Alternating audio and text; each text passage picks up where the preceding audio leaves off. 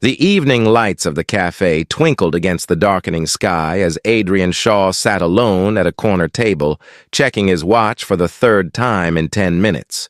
At 34, he had been on enough blind dates to know when he was being stood up. And this was starting to look like another one for the collection. His business partner had set this up, insisting that Adrian needed to stop working 80-hour weeks and actually meet someone. The woman, according to his partner, was kind and genuine and exactly what Adrian needed. But it was now 20 minutes, past the agreed-upon time, and the chair across from him remained empty. Adrian was about to signal for the check when he noticed a small figure approaching his table. A little girl, perhaps 3 or 4 years old, with blonde curls held back by a pink ribbon and wearing a pink dress. She walked with the determined purpose of someone on a mission, weaving between tables until she stood directly beside him. "Excuse me," the little girl said with perfect politeness. "Are you Mr. Adrian?" Adrian blinked in surprise. "I am. And who are you?" "I'm Lily," the girl said seriously. "My mommy sent me to tell you she's sorry she's late. She's parking the car and she'll be here in just a minute. She said to tell you she's really, really sorry, and she hopes you didn't leave." Adrian felt his annoyance evaporate instantly, replaced by amusement and curiosity. "Your mommy sent you in alone to find me?" Lily nodded. "She showed me your picture on her phone so I would know what you looked like. She said you'd be sitting by the window with the candle, and here you are." She seemed quite proud of her detective work. "Well, you found me," Adrian said with a smile. "Would you like to sit down while we wait for your mommy?"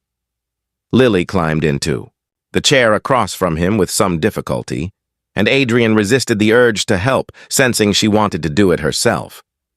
Once settled, she folded her hands on the table and looked at him with serious eyes.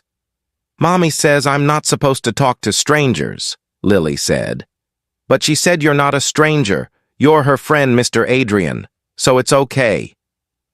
"That's very wise of your mommy," Adrian said. "And she's right. I'm not a stranger if she sent you to find me." "Are you going to marry my mommy?" Lily asked with the directness only children possess. Adrian nearly choked on the water he had just sipped. "I'm sorry, what?" "Are you going to marry my mommy?" Lily repeated patiently. "Because Mrs. Henderson next door said Mommy needs to find a husband, and Mommy said she was trying, but it's hard with a little girl because some men don't like kids. Do you like kids?" Adrian was saved from answering by the arrival of a woman who rushed to their table, slightly breathless and clearly mortified. She was lovely, probably in her late 20s, with the same blonde hair as her daughter and an expression of pure horror. "Lily, I told you to wait by the door, not to come find him by yourself." The woman turned to Adrian, her cheeks flushed. "I am so sorry. I'm Isabel. This is my daughter Lily, who apparently does not follow instructions. I told her to wait while I found you, but she's very independent." "I found him, Mommy," Lily said proudly, "and I told him you were sorry you were late." "Yes, you did, sweetheart, and that was very helpful, but you still shouldn't have come over alone." Isabel looked at Adrian with apologetic eyes. "I'm so sorry. The parking was a nightmare, and then I couldn't figure out how to work the parking meter, and by the time I got inside, Lily had already taken matters into her own hands." "It's fine," Adrian said, and he realized he meant it. "Lily was very polite. She delivered your message perfectly. Please sit down." Isabel sat, settling Lily beside her rather than across from Adrian. "I should have told you I have a daughter when we agreed to meet. That was dishonest of me. I understand completely if you want to leave." "Why would I want to leave?" Adrian asked. "Because most men do when they find out about Lily," Isabel said quietly. "I've learned to mention it up front now, but your partner was so enthusiastic about setting us up, and I just wanted one evening where I wasn't judged for being a single mother before anyone even met me." Adrian looked at Lily, who was watching this exchange with interest, and then at Isabel, who looked resigned to rejection. He thought about how Lily had navigated a restaurant full of strangers to find him, how she had been polite and confident, How Isabel had raised a child who could do that. I think anyone who judges you for being a mother is an idiot missing out on something incredible, Adrian said. Lily is clearly amazing, and that's a reflection of you. Isabel's eyes filled with tears. That's the nicest thing anyone said to me in a very long time. They ordered dinner, and what could have been awkward became wonderful. Lily chattered happily about her daycare and her favorite cartoons, occasionally asking Adrian questions that made both adults laugh. Isabel relaxed visibly as the evening progressed, seeing that Adrian was genuinely interested in getting to know both of them. Lily asked me earlier if I was going to marry you, Adrian said during dessert, after Lily had become absorbed in coloring on the kids' menu the restaurant provided. Isabel turned scarlet. Oh, God. I'm so sorry. She heard my neighbor say something, and now she thinks every man I meet is a potential husband. It's okay, Adrian said with a smile. It made me think about what I want in life. I've spent 10 years building my company, achieving success by every traditional measure. But I go home to an empty apartment every night, and lately I've been wondering what the point is. He looked at Lily, then at Isabel. Watching you two tonight, the way you are with each other, it reminded me that the best things in life aren't things at all. They're people, they're connections, they're moments like this. Are you saying you want to see us again? Isabel asked carefully. I'm saying I'd like to try, Adrian replied. If you're willing. I don't have experience with kids and I work too much and I'll probably mess up constantly. But I'd like the chance to get to know you both better. Over the following months, Adrian became a regular part of Isabel and Lily's life. He learned about bedtime routines and children's medicine and the strange logic of toddler negotiations.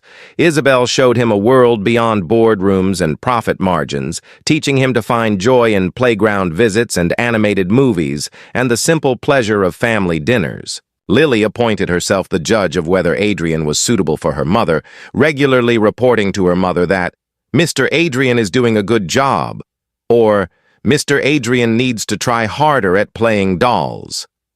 A year after that first meeting, Adrian proposed to Isabel in the same cafe where they had met, with Lily present, because, as he said, she was part of this decision too. "Lily, I need to ask you something important," Adrian said, kneeling down to her level while Isabel watched with tears already forming. "I'd like to ask your mommy to marry me, but that means I'd be your family too. Would that be okay with you?" Lily considered this seriously. "Would you be my daddy?" "If you'd like me to be," Adrian said. "I know you had a daddy before, and I'm not trying to replace him, but I love your mommy and I love you, and I'd be honored to be your family." "Okay," Lily said, "but you have to get better at playing dolls, and you have to learn how to make my mommy's special pancakes." "Deal," Adrian said solemnly, then turned to Isabel. "Your daughter has given me permission. Now I need to ask you. Isabel, you and Lily have taught me what actually matters in life. Will you marry me?" Isabel said yes through happy tears, and Lily cheered and announced to the entire cafe that Mr. Adrian was going to be her daddy now, and everyone should be very happy for them. They were married 6 months later, with Lily as the flower girl, proudly telling everyone that she was the one who had found Mr. Adrian in the first place, so really this whole wedding was because of her. In her toast at the reception, Isabel shared the story of their first meeting. "I was so nervous about Adrian finding out I had a daughter that I asked Lily to wait by the door while I looked for him. But Lily, being Lily, decided she could handle the situation herself. She marched right up to him and delivered my message, and in doing so, she showed Adrian exactly who we were: a package deal, a team, a family. And Adrian, instead of running away, saw something worth staying for. She looked at her husband with love. Thank you for seeing that Lily wasn't a complication but a gift. Thank you for loving us both. And thank you for being the kind of man who recognized that the best things in life come in unexpected packages, sometimes delivered by determined 3-year-old who don't follow instructions. Sometimes the people who change our lives announce themselves in the most unexpected ways, through the words of children who haven't learned to hide what matters most. And sometimes the family we build is even better than the one we imagined, because it's built on acceptance, love, and the courage to see possibilities where others only see complications. If this story touched your heart, please like, share, and subscribe for more tales of unexpected meetings, children's wisdom changing everything, and discovering that love often comes as a package deal that's even better than anything we could have planned. Comment below and share about a time when a child changed your perspective, or when accepting someone completely, complications included, led to unexpected joy. Your story could encourage someone else to open their heart to love in all its messy, beautiful reality.